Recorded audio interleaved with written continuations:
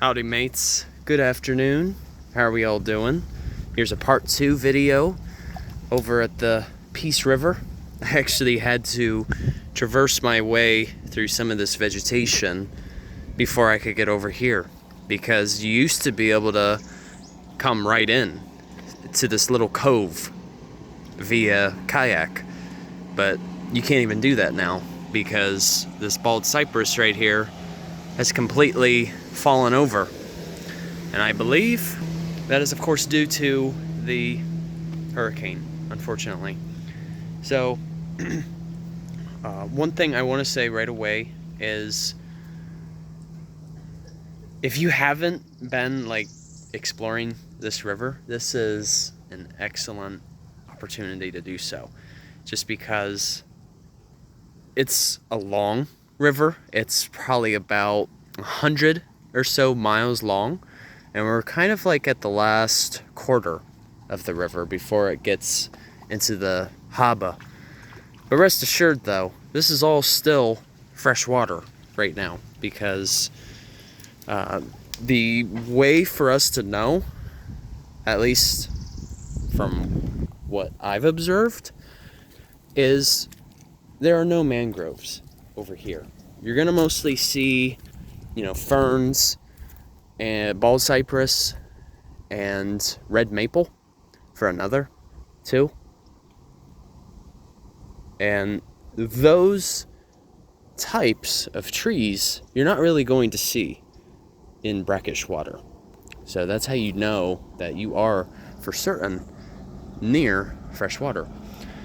Now, the thing is, unfortunately, the Peace River, with the bordering towns and land, there's been an infamous history of mosaic, which I'm sure many of you have heard of, which is, of course, the mining company that extracts phosphate in order to use that product in fertilizers.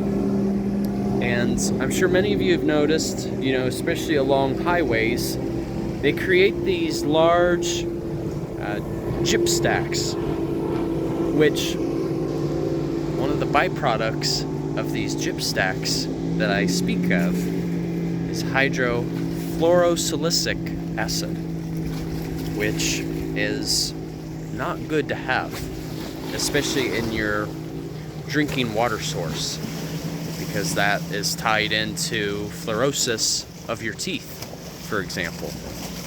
And of course, besides that, there are indeed other toxins that can contaminate the waterways. And of course, even though this is happening in fresh water, eventually those drastic effects make their way towards the Gulf, right? So when some people say that it's only nutrient overload, from people, and nutrients that are already in the Gulf, what causes the red tide is a very complex thing. There's more than just one cause. There are multiple causes that contribute together to thus create the issue. I know that I've been a little silent lately, especially this past week and a half. It's just, I was recovering from being sick, and I just needed a little break. Between my filming that I already do, my own explorations, and then just seeing more and more news about just environmental catastrophes, it's a little exhausting. I will say that. But at the same time, it's conflicting, because it's also important to stay a bit informed about it. So it's just one of those things. I just needed that little bit of time to just recompose, make some new ideas, and then just once I once I would get back into it, I would feel a little more what you call fresh. Anyways, Peace River,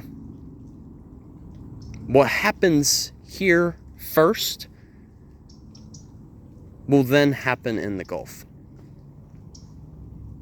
So you could say the Peace River is like one of the precursors to forming the red tide in the Gulf. And some people say that it only happens in the Gulf. That's not necessarily true. It can also happen even in the Atlantic as well. As long as it has the right conditions, wind, currents, absolutely.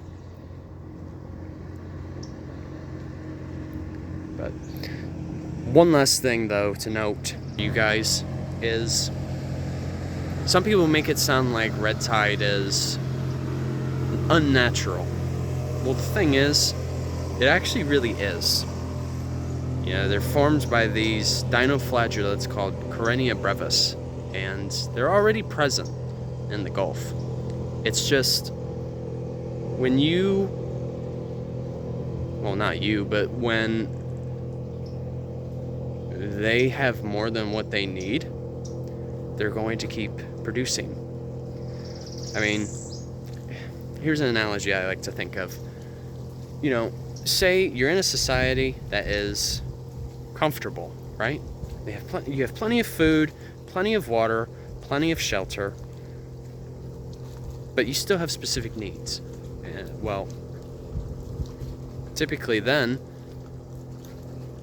that society is more bound to reproduce for the next generation.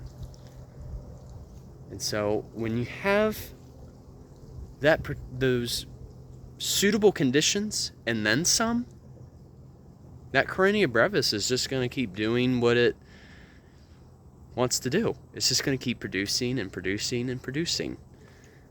The thing is, when you have those suitable conditions for them, it can be hard to slow it down. So that's why you could say the blooms nowadays are a lot more exacerbated. So, anyways, I'm well aware of what's going on right now. I just never really felt the full need to discuss about it yet. And of course, I'm going to make more videos on it in the future. So, all right, you guys, take care. Enjoy your Sunday. Journey on a Journey is onwards. Take care, folks. See ya.